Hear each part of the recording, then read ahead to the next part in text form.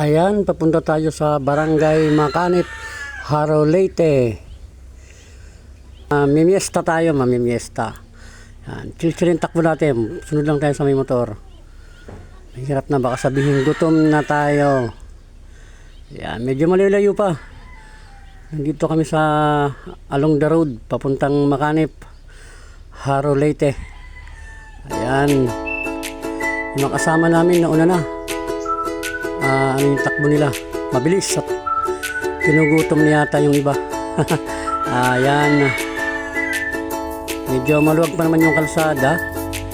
Ang ganda ng daan, oh. Palayan yun nasa gilid. Chill-chill yung takbo namin para ligtas tayo sa biyahe. Lagi po tayo mag-ingat sa biyahe na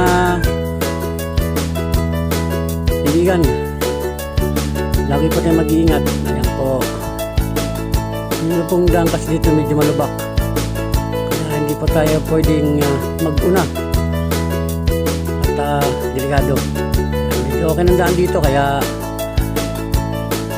nag-una na ako. Ayan, dito banda malapit sa may gilingan na yan, gilingan, kiskisa ng palay. Palayan sa gilid. Ang ganda ng bukid, ganda ng bundok. Bundok pala yung tawag dyan sa Tagalog, bundok.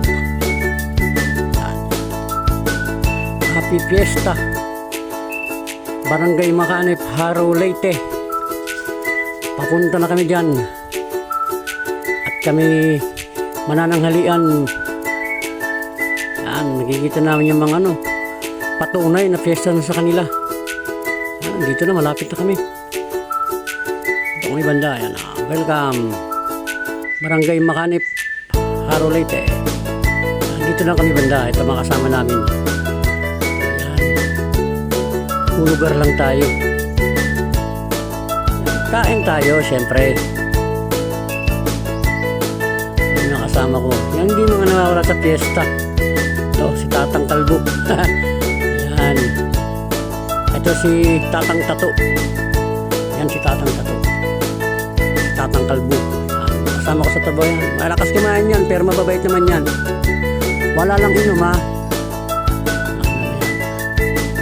Hi guys, ito na, sisimulan na akong kumain. Thank you for watching guys. At ako na maya magsisimulan ng kumain. Goodbye.